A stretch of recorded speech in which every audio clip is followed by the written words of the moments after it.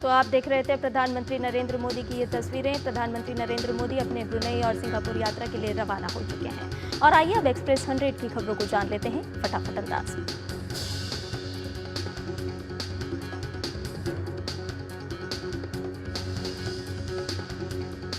प्रधानमंत्री नरेंद्र मोदी आज से 2 दिवसीय दौरे पर ब्रुनेई की यात्रा पर रवाना हो गए हैं। दोनों देशों के राजनयिक संबंधों के 40 वर्ष पूरे होने पर उनकी ये यात्रा बेहद महत्वपूर्ण है।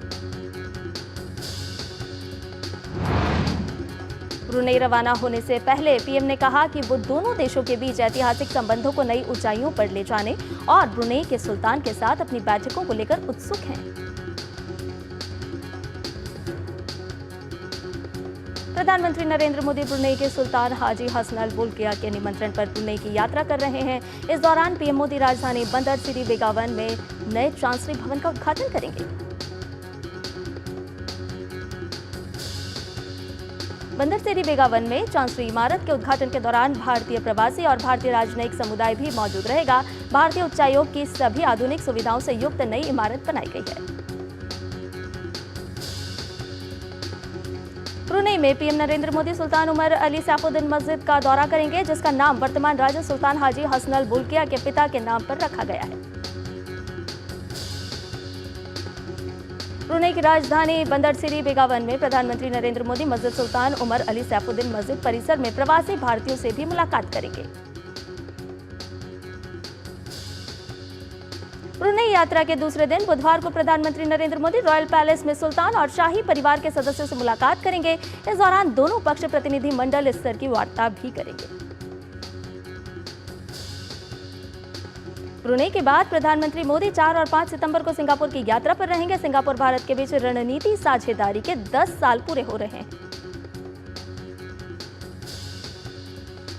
सिंगापुर दौरे पर प्रधानमंत्री नरेंद्र मोदी सिंगापुर के प्रधानमंत्री लॉरेंस वोंग से द्विपक्षीय मुलाकात करेंगे। इस दौरान तमाम अहम मुद्दों पर चर्चा होगी।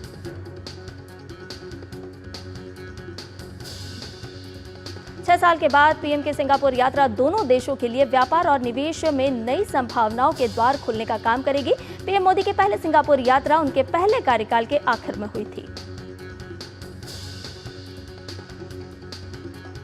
केंद्र सरकार ने 23वें विधि आयोग के गठन की अधिसूचना जारी कर दी है। 3 वर्ष के लिए बनाए गए इस आयोग का कार्यकाल 31 अगस्त 2027 तक रहेगा।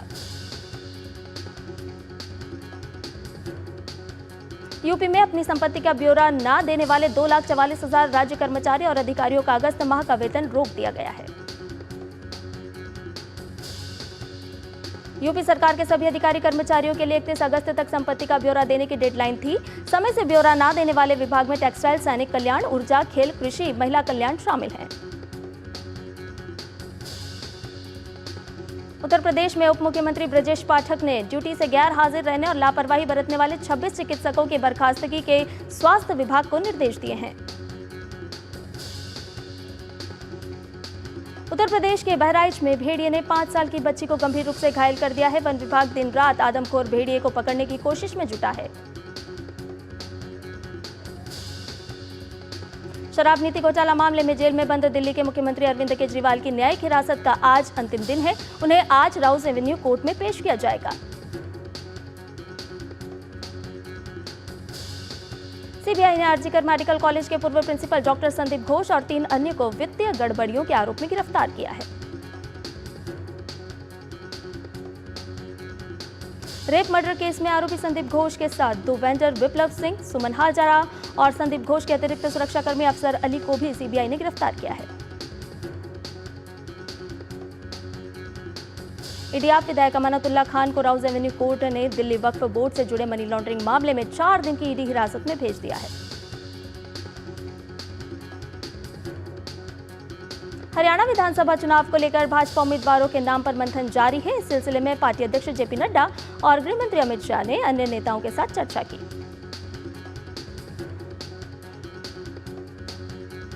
हरियाणा के पूर्व उप मुख्यमंत्री और जेजेपी नेता दुष्यंत चौटाला ने कहा है कि उनकी पार्टी हरियाणा विधानसभा चुनाव के लिए उम्मीदवारों की पहली सूची आज देर शाम तक जारी करेगी।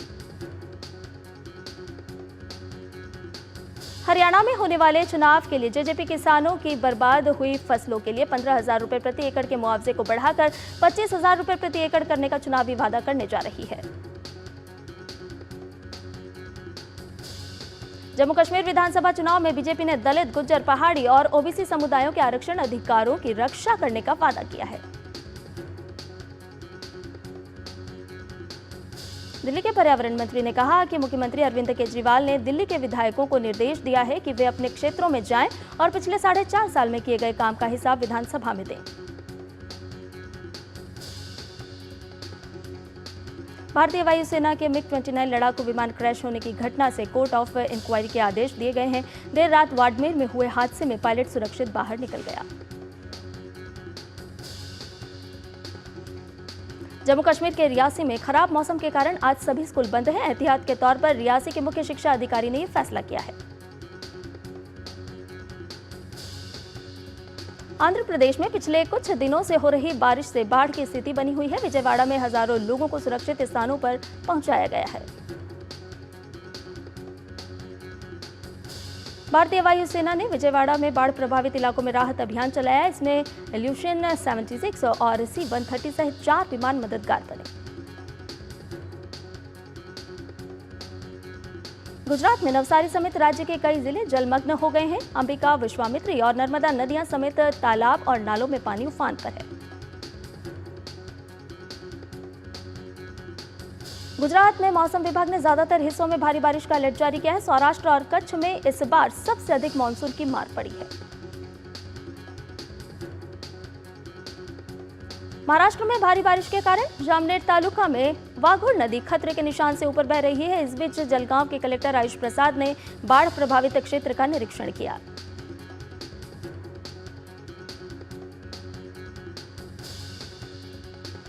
तेलंगाना के कई इलाकों में बारिश में कमी आई है, जबकि कुछ हिस्सों में बारिश जारी है। खम्मम, महबूबाबाद और सूर्यापेट जैसे बाढ़ प्रभावित इलाकों में परेशानी ज्यादा है।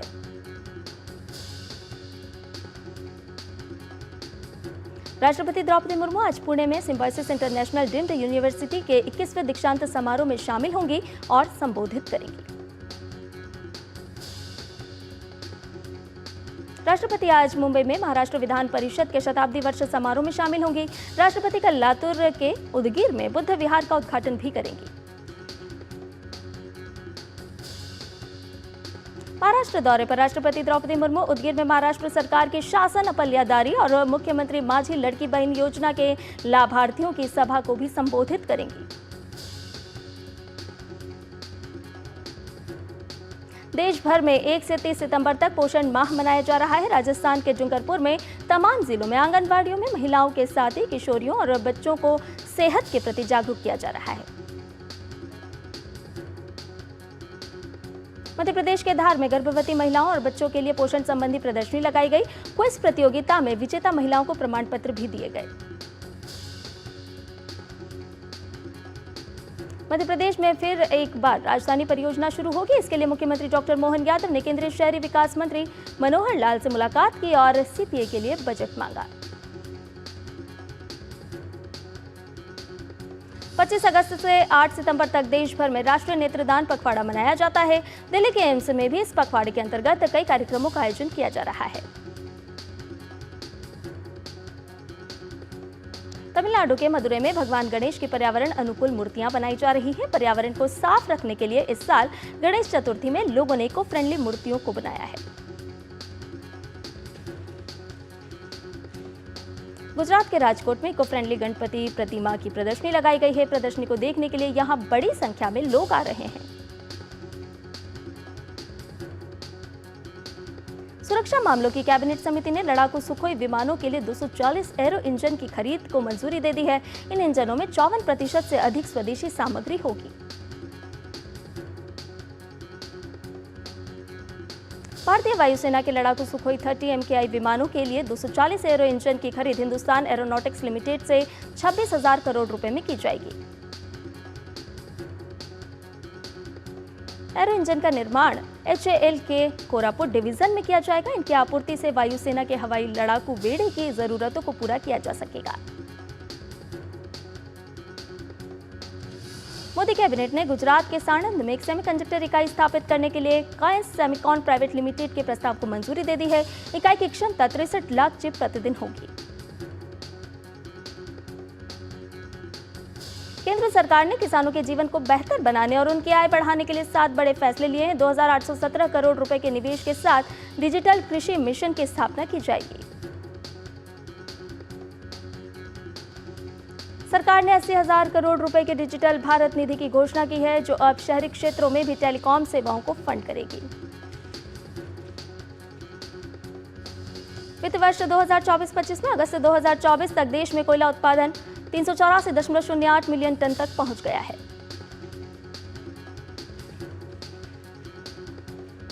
अप्रैल से अगस्त 2024 की अवधि के दौरान कोल इंडिया लिमिटेड का उत्पादन बढ़कर 290.39 मिलियन टन हो गया, जो पिछले वर्ष की इसी अवधि के दौरान 281.46 मीट्रिक टन की तुलना में 3.17% ज्यादा है।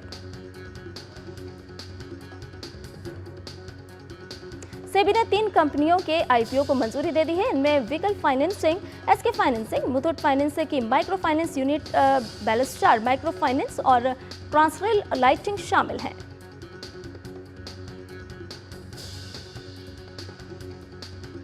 और इसके साथ ही बुलेटिन में फिलहाल रुक रहे हैं। एक और छोटे से ब्रेक के लिए जल्द हाजिर होंगे।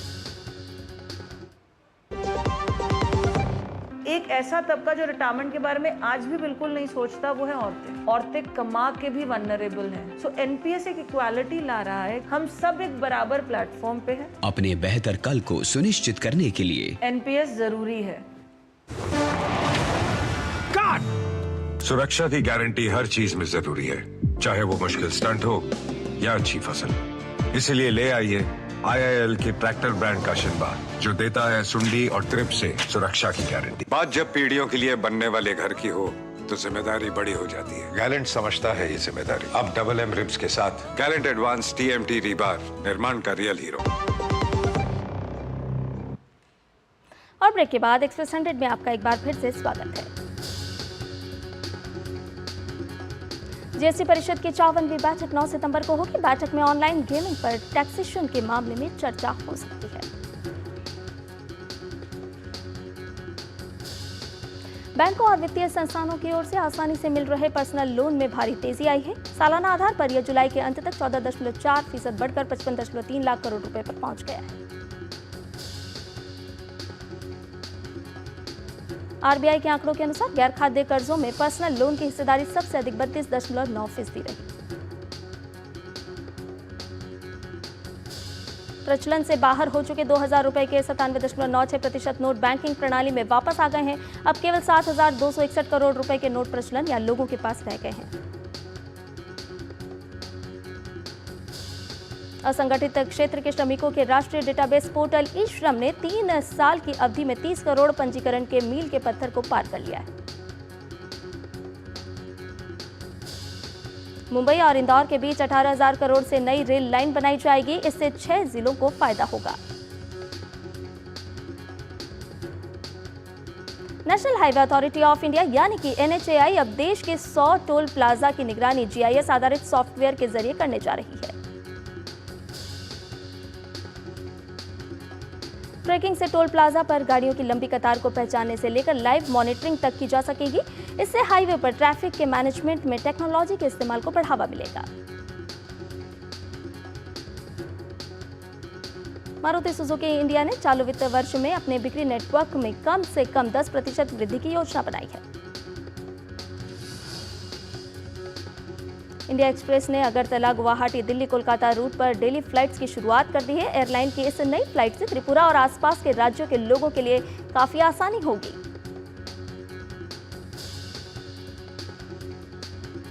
Air India express MBB airport से अपनी विमान सेवा शुरू करने वाली चौथी एयरलाइन कंपनी बन गई है।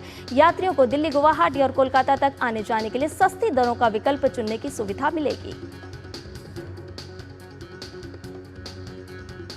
मुंबई ने चीन की राजधानी बीजिंग को पीछे छोड़ दिया है। बीजिंग को पछाड़ते हुए मुंबई अब एशिया की बिलियनियर कैपिटल बन गई है। हुरून इंडिया रिच लिस्ट 2024 की रिपोर्ट के मुताबिक साल 2024 में भारतीय अरबपतियों की लिस्ट में 94 नए अरबपति शामिल हुए हैं। अबुधाबी के क्राउन प्रिंस शेख खालिद बिन मोहम्मद बिन जायद अल नाहयान ने आधिकारिक तौर पर IIT दिल्ली अबुधाबी परिसर का उद्घाटन किया।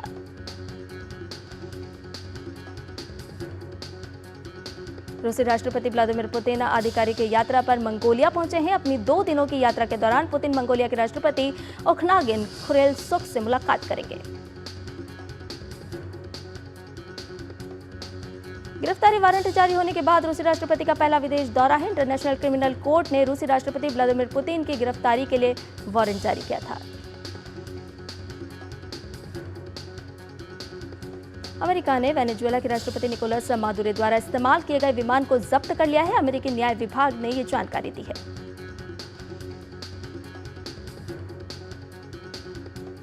गाजा में शनिवार को मृत पाए गए 6 इजरायली बंधकों को वापस लाने में नाकाम रहने पर प्रधानमंत्री बेंजामिन नेतन्याहू ने इजरायली जनता से माफी मांगी है। हमास ने चेतावनी दी है कि अगर युद्ध विराम पर समझौता नहीं हुआ तो अन्य बंधक भी कफन में अपने घर लौटेंगे। दक्षिण अफ्रीका में भी अब हनुमान चालीसा की गूंज सुनाई देगी। हिंदू संगठन इसकी 10 लाख प्रतियां बांट रहा है।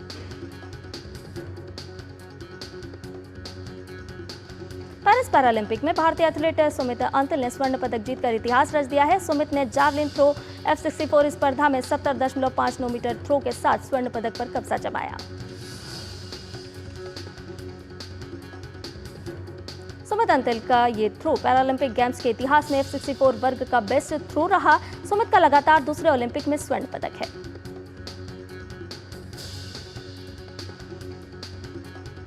भारतीय पैरा बैडमिंटन खिलाड़ी नीतीश कुमार ने पुरुषों की एकल के SL3 इवेंट का स्वर्ण पदक अपने नाम किया। नीतीश ने ब्रिटेन के डैनियल बैथल को 21-14, 18-21, 23-21 से हराकर स्वर्ण पदक पर कब्जा जमाया।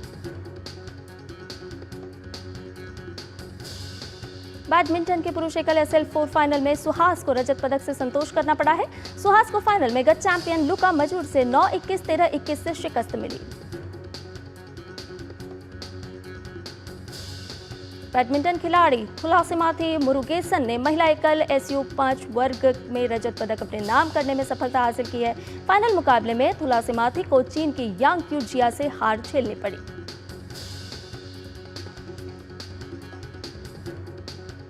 बैडमिंटन खिलाड़ी मनीषा रामदास ने पेरिस पैरालंपिक में शानदार प्रदर्शन करते हुए महिला एकल SU5 स्पर्धा में कांस्य पदक अपने नाम कर लिया। मनीषा ने डेनमार्क की कैथरीन रोसेनग्रेन को हराया। युवा भारतीय शटलर नित्या सुमति सिवान को पदक जीतने में कामयाबी मिली है। नित्या ने कांस्य पदक के लिए खेले गए मुकाबले में इंडोनेशिया की रीना मार्लिना को 21-14, 21-6 से हराया।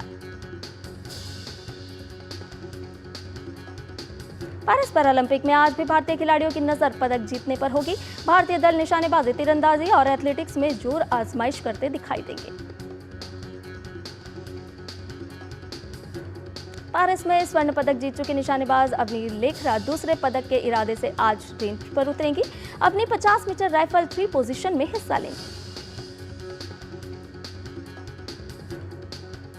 प्रधानमंत्री नरेंद्र मोदी ने पैरालंपिक 2024 स्वर्ण पदक जीतने वाली निशानेबाज अवनी लेखरा से फोन पर बात की और अवनी लेखरा को पदक जीतने पर बधाई दी।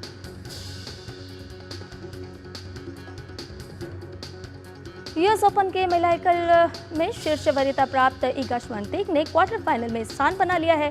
श्वांतेक ने चौथे दौर के मुकाबले में रूस की ल्यूडमिला सैमसोनोवा को सीधे सेट में 6-4, 6-1 से हराने में सफलता पाई।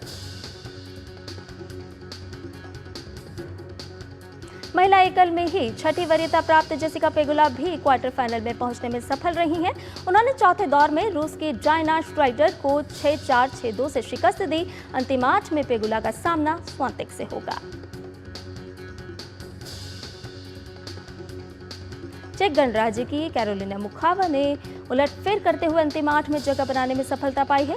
मुखावा ने चौथे दौर के मुकाबले में 5वीं वरीयता प्राप्त इटली की जैस्मिन पाउलिनी को सीधे सेट में 6-3, 6-3 से शिकस्त दी।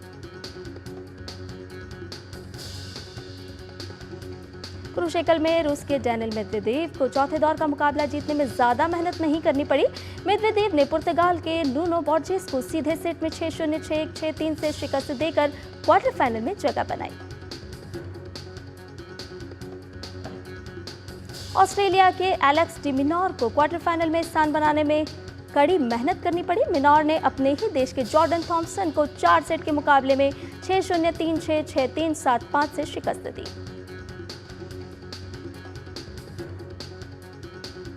भारतीय टेनिस खिलाड़ी रोहन बोपन्ना ने यूएस ओपन के मिश्रित युगल के सेमीफाइनल में स्थान बना लिया है। अपार शक्ति खुराना, इशफाक सिंह, राहुल बोस और कबीर बेदी अभिनीत फिल्म बर्लिन का ट्रेलर रिलीज हो गया है। यह एक जासूसी थ्रिलर फिल्म है जिसका निर्देशन अतुल सबरवाल ने किया है। सारीपोदा सानीवराम ने बॉक्स ऑफिस पर 4 दिनों में छप्पर फाड़ कमाई कर धूम मचा दी है।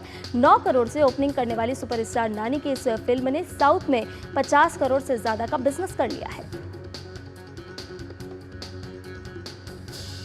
ध्वनि भानुशाली की फिल्म कहां शुरू कहां खत्म का ट्रेलर रिलीज हो चुका है। फिल्म में कॉमेडी ड्रामा का भरपूर डोज मिलने वाला है।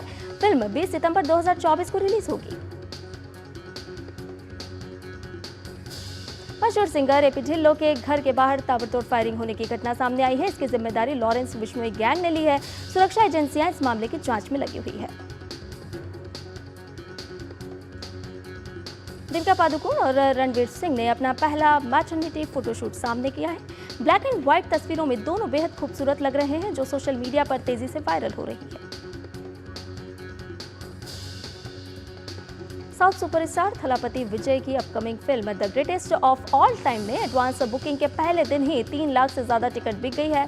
फिल्म को 5 सितंबर को सिनेमाघरों में दस्तक देगी। यौन उत्पीड़न के आरोप लगने के बाद मलयालम अभिनेता सिद्दीकी ने गिरफ्तारी से बचने के लिए अदालत का दरवाजा खटखटाया। उन्होंने केरल हाईकोर्ट से अग्रिम जमानत की गुहार लगाई है। लंबे समय बाद फिल्म इमरजेंसी सिनेमाघरों में आने के लिए तैयार थी, लेकिन सीबीएफसी से मिले सर्टिफिकेट न मिलने की वजह से एक बार फिल्म पोस्टपोन हो गई है।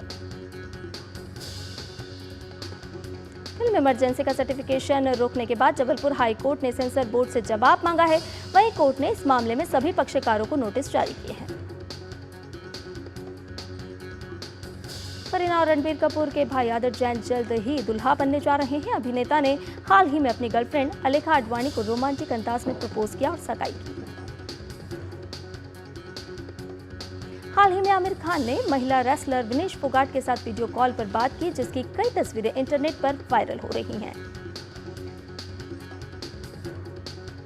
विवादों में घिरी web series ICH14 the Kandahar hijack के मामले में केंद्रीय सूचना एवं प्रसारण मंत्रालय ने नेटफ्लिक्स इंडिया की कंटेंट हेड को समन भेजा है। साथ ही उन्होंने वेब सीरीज से जुड़े विवादित तथ्यों पर स्पष्टीकरण भी मांगा है। पसलियों में चोट के बावजूद सलमान ने अपनी अगली बड़ी फिल्म सिकंदर की शूटिंग फिर से शुरू कर दी है। सेट से सामने आई तस्वीरें। फिल्म स्त्री 2 छप्पर फाड़ कमाई करते हुए घरेलू और वर्ल्ड वाइड दोनों ही साइड में 500 करोड़ का आंकड़ा पार कर चुकी है। और इसके साथ ही एक्सप्रेस न्यूज में फिलहाल मेरे साथ इतना ही। मुझे दीजिए इजाजत। नमस्कार।